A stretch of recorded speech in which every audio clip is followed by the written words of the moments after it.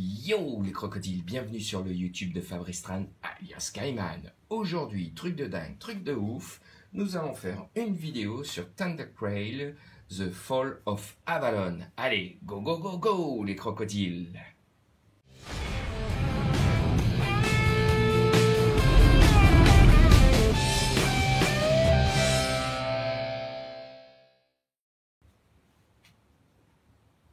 Donc, nous allons voir ce que comporte ce Kickstarter de Thundercrail. Alors, dans un premier temps, je voulais vous montrer l'emballage, le carton. En général, je fais pas trop ça sur les Kickstarter, mais là, ça méritait le coup.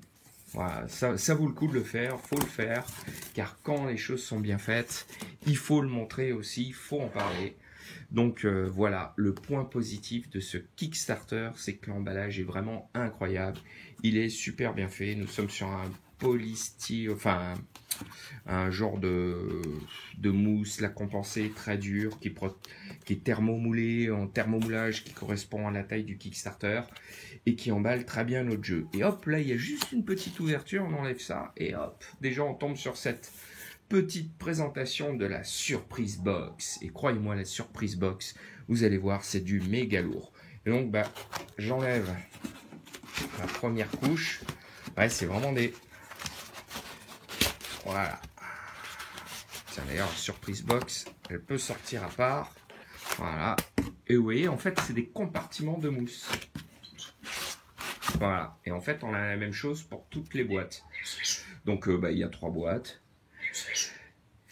Pardon, excusez-moi. Et nous allons voir, je vais pas vous sortir toutes les mousses, ça vous permet de voir déjà comment ça se présente. C'est en caméra portée, c'est pour ça que ça bouge. Et là maintenant, on va bien se poser tranquillement et on va voir de quoi parle ce jeu. Allez, c'est parti. Donc j'ai reçu la première vague de ce Kickstarter. Donc évidemment c'est un jeu qui va se jouer d'un joueur à 4. Je crois que même il y a une option qui permet de jouer à 5 joueurs, si je dis pas de bêtises. Il était à peu près dans les 100$. Là en fait c'est la première livraison, il va y avoir une deuxième livraison. La deuxième livraison comprendra les stretch goals. J'ai pris que le pledge de base parce que je trouvais qu'en fait, rien que le pledge de base, c'est complètement énorme. En fait, tout ce qu'il y a, le Kickstarter a explosé, a super bien marché. Et je voyais pas l'intérêt de prendre plus. En plus, la plupart des trucs, c'était de l'esthétique, un peu de goodies, avoir des figurines, enfin... Je voyais pas trop l'utilité. Donc, déjà avec le pledge de base, franchement, avant de tout faire... je pense que très peu de personnes vont tout faire. Alors on va commencer par la surprise box. Alors c'est un truc de dingue. Il faut savoir que Hurricane Realms, dans la plupart de leurs Kickstarter, je crois qu'ils le font sur tous leurs Kickstarter, il y a une surprise box en fait. C'est un petit truc en plus qu'on découvre ensemble. Souvent aussi ça fait une annonce sur le prochain Kickstarter, donc on va voir ça ensemble.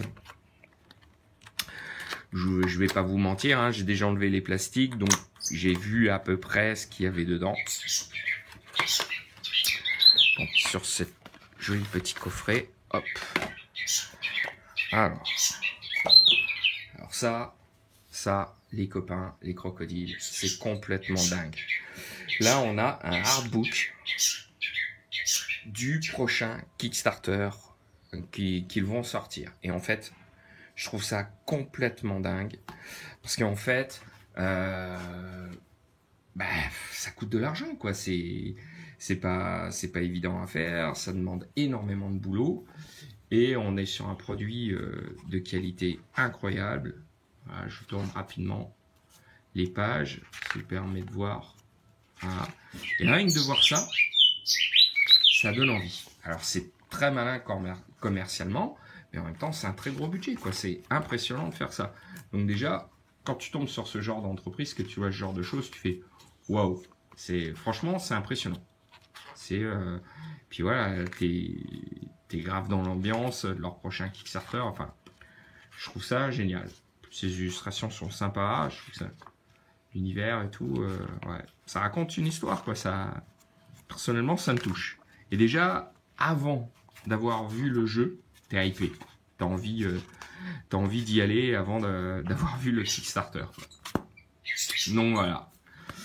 Le artbook de Ys Vanguard, leur prochain Kickstarter. Donc déjà, on a hâte de voir ce que ça va donner. Ensuite, une petite enveloppe. Il me semble qu'à l'intérieur, cette enveloppe dit que toutes les personnes qui suivent Fabrice Tran sur son YouTube et Fabrice Tran lui-même vont recevoir tous leurs KS gratuitement jusqu'à la fin de leur vie. Non, je blague les copains. C'est pas du tout ça, quoi. C'est juste un petit mot qui décrit un peu la secrète box. Voilà. Bon, c'est une délicate attention, hein, dans une jolie petite enveloppe cachetée et tout. Ça mange pas de pain, c'est super sympa. Et en plus, tu as, voilà, ça, regardez, l'épaisseur du bouquin. C'est le guide d'Avalon.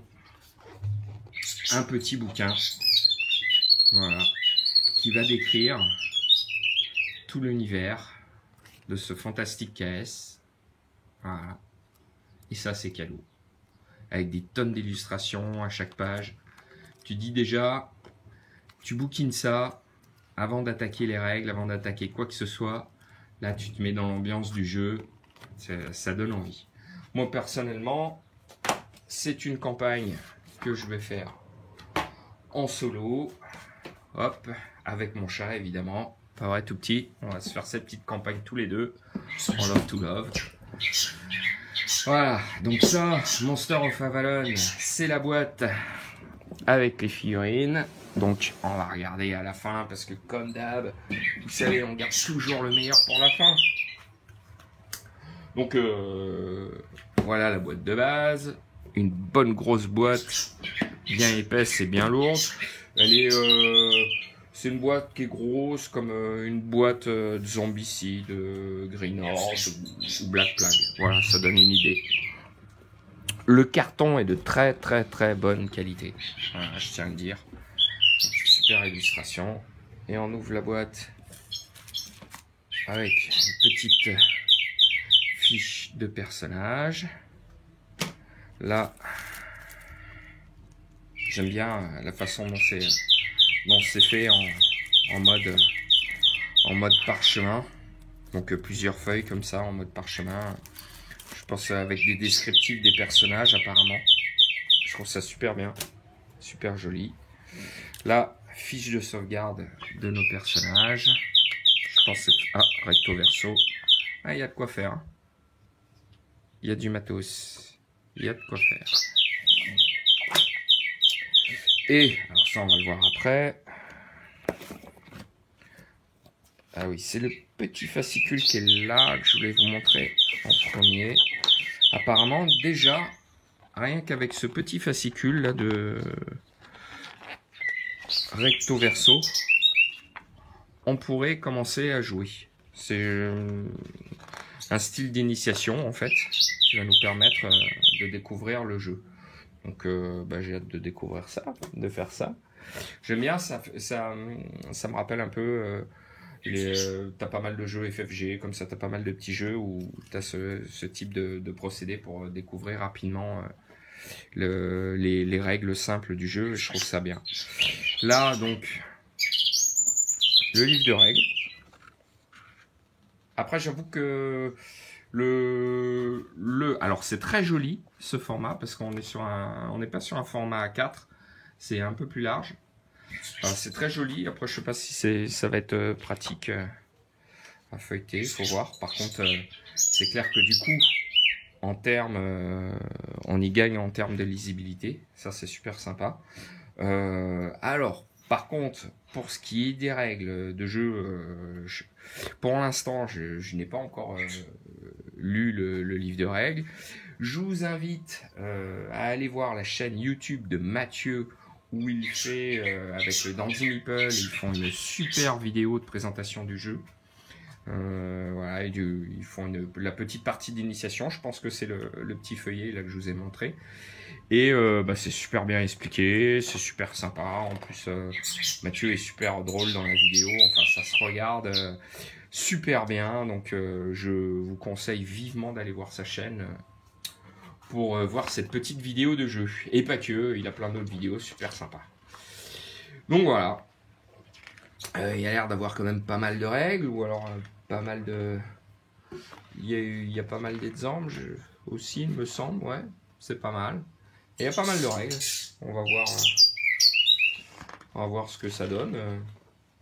Voilà. Bon, en même temps, je dis pas mal de règles, et au final, non, il y a 22 pages. Et encore là, on est sur l'appendice, donc ouais, 22, 21 pages. Non, en fait, c'est pas énorme en termes de règles, donc ça va. Franchement, c'est correct. Ensuite, tenez un petit détail de fou, hein, qui mange pas de pain. Dedans, il y a un petit sachet, voilà, petit sachet de gel contre l'humidité en fait. Donc c'est tout con, mais c'est ce style de petit détail qui préserve le matériel et qui tu te dis bon bah voilà, l'éditeur il se fout pas de toi, il a tablé sur la qualité. Et donc là, tu as le premier livre de campagne. Regardez ça, c'est énorme. Combien il y a de pages dedans? On va regarder. Il n'y a pas le nombre de pages, c'est le nombre de paragraphes, 760 paragraphes. Enfin, regardez. Je vous passe comme ça, hein, on ne va pas faire au détail. Et ça, en fait, ce bouquin, ça va être une seule campagne. Et en fait, dans le Kickstarter, en termes de stretch goal, il me semble qu'il y en a 2 ou trois autres. En sachant que je crois que rien qu'une campagne, tu en as pour presque 50 heures de jeu, si je dis pas de bêtises. Donc en fait, c'est monstrueux, quoi. Rien que le pledge de base est monstrueux.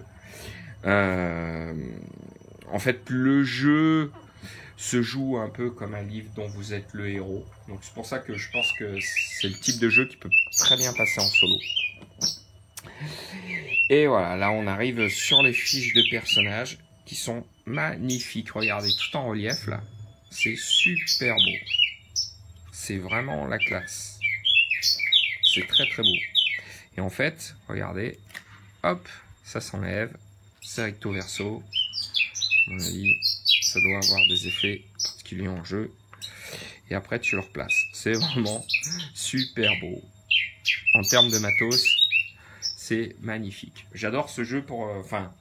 je trouve qu'en termes de matériel, on est sur vraiment quelque chose de très très beau. Puis moi, j'adore quand tu as les packaging là, en fond noir et tout. Déjà, ça te met dans une jolie ambiance. J'avais la même chose sur Batman de Monolith et j'adorais. Alors, on va enlever le petit insert plastique. Voilà. Pareil, c'est tout bête, mais regardez, l'insert plastique avec le nom du jeu de gravé dessus, ça rajoute un petit plus quoi, au niveau en termes de look.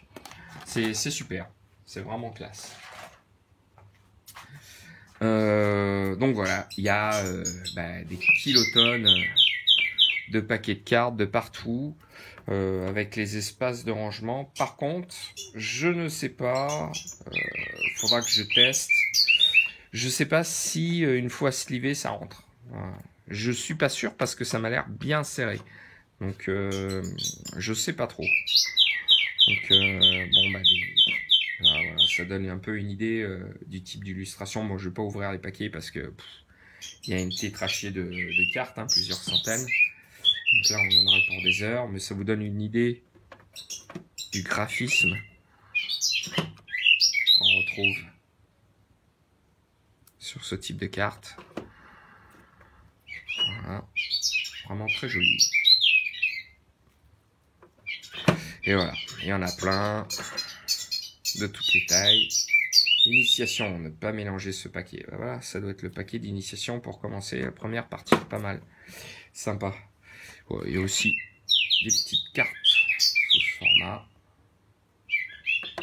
Voilà. Là, par contre, il y a la largeur, c'est bien. il y a de la place. Si tu enlèves les pions, tu as encore des espaces de rangement. C'est possible qu'une fois slivé, tu aies la place et du coup, bah, la boîte est pas mal là-dessus. Alors, des petits tokens, là. Des petits pions. Avec des petites pochettes plastiques en plus pour ranger les pions. Ça mange pas de pain. C'est toujours agréable. Là, sympa.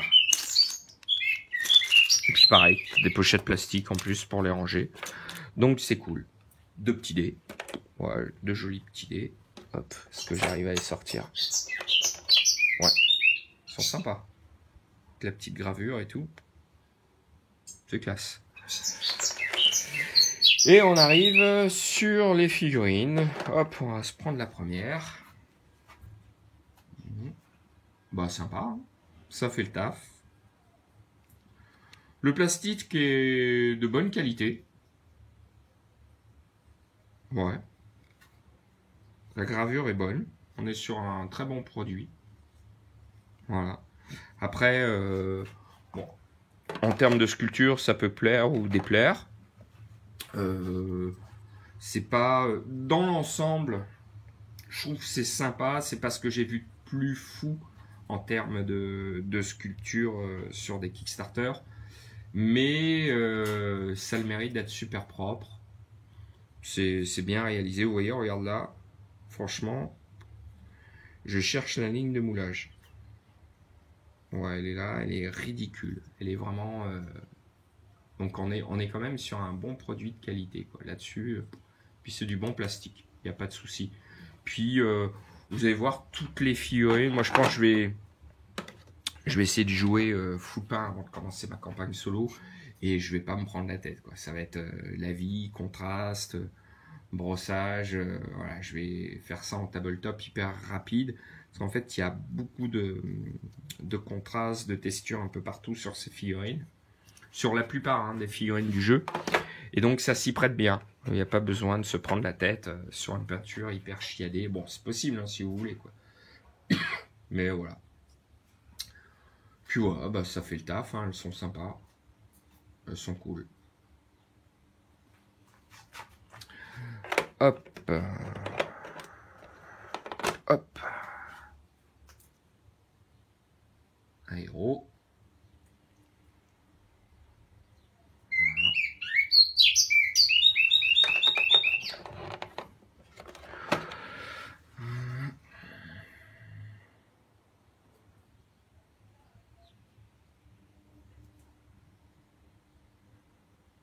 Voilà. En termes de sculpture, je trouve pas que ce soit forcément fou, mais voilà, ça fait l'affaire, quoi. C'est sympa, quoi. C'est correct.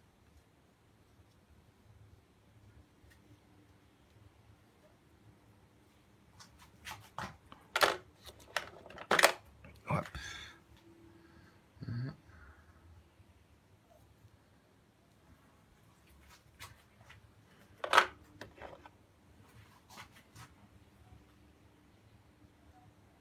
Bon, après, c'est toujours plus... Celle-là, elle est vraiment sympa. Avec ses petites gravures et tout, là, sur le corps. Elle est sympa. Bon, on va attaquer les monstres, maintenant. Voilà la boîte de Monster of Avalon. Donc, on va voir ce qu'il y a dedans. En termes d'illustration, super sympa. Toujours, très jolie boîte.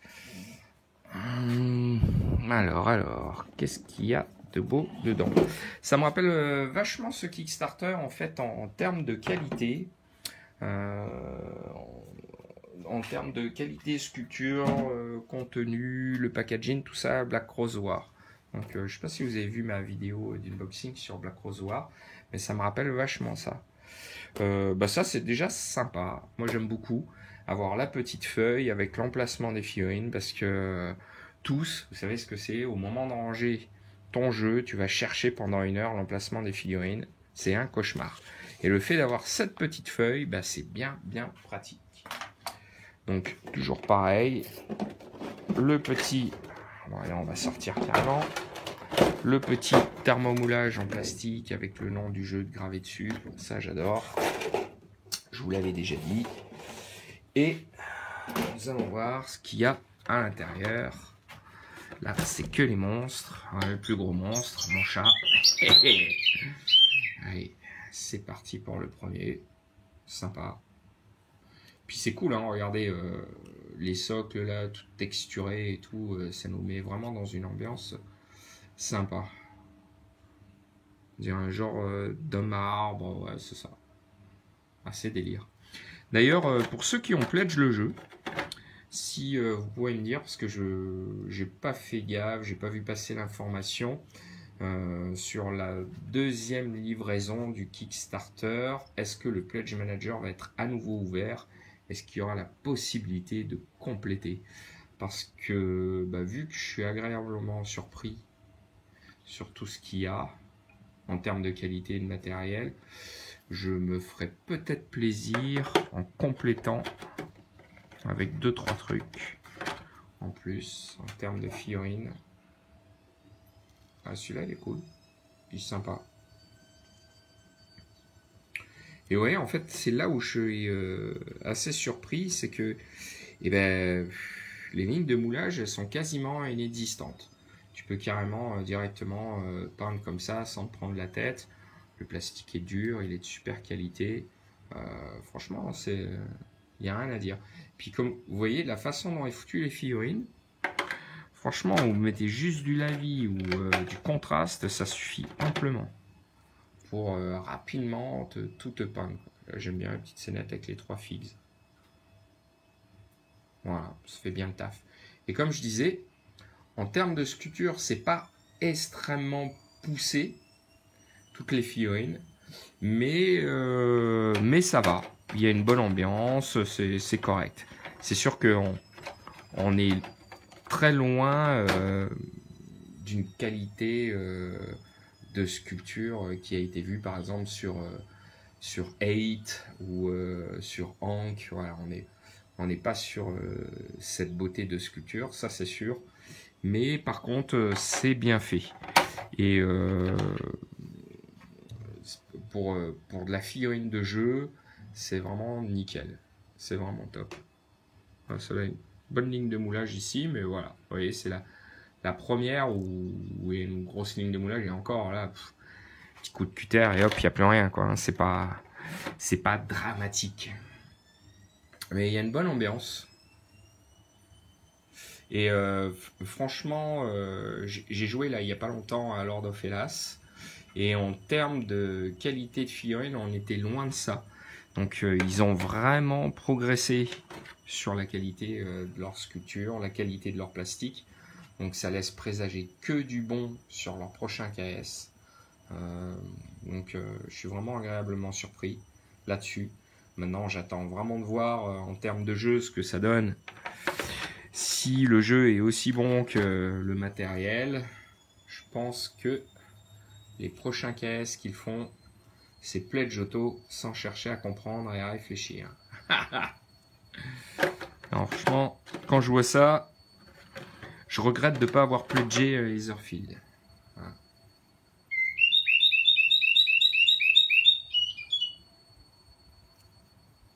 Voilà.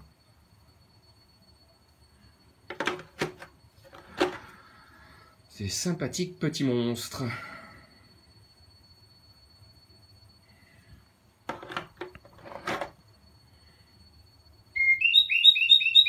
Ah, ça fait bien plaisir. Ah, vous voyez, hein, quand tu as des tonnes de textures comme ça, faut pas se prendre la tête à la peinture. Un coup de contraste et ça fait super bien le boulot, quoi.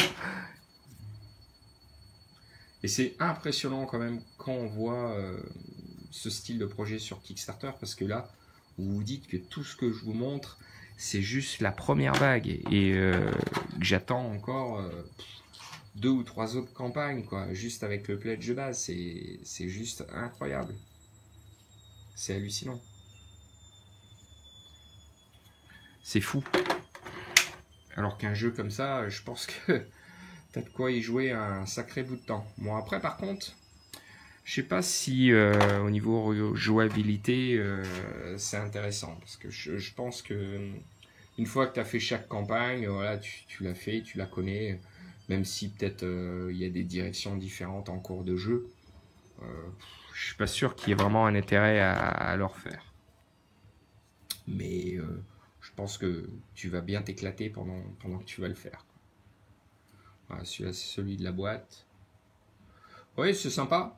Ça fait le taf et tout. Même si en vrai, c'est pas une figurine de dingue en termes de sculpture, mais c'est sympa. Ça fait le taf, quoi. C'est vraiment... Moi, j'aime bien. Ah, celui-là est vraiment sympa. Celui-là, j'avais flashé dessus. Puis j'adore la pose dynamique, là, le fait qu'ils tiennent sur une branche. Regardez. Ça fait vraiment un truc... Ouais.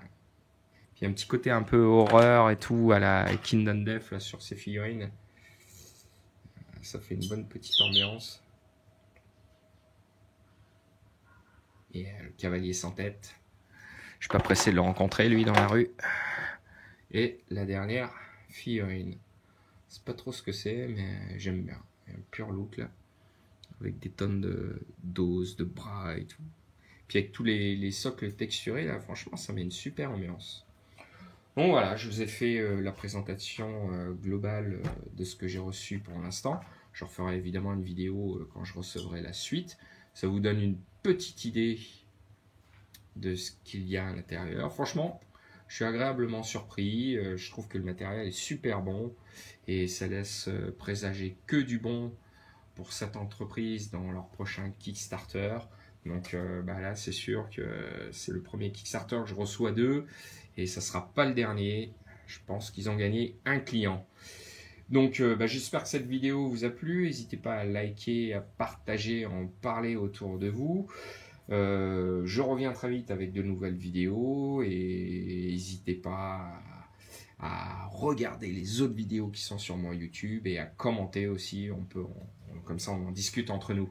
Allez, bye bye les crocodiles.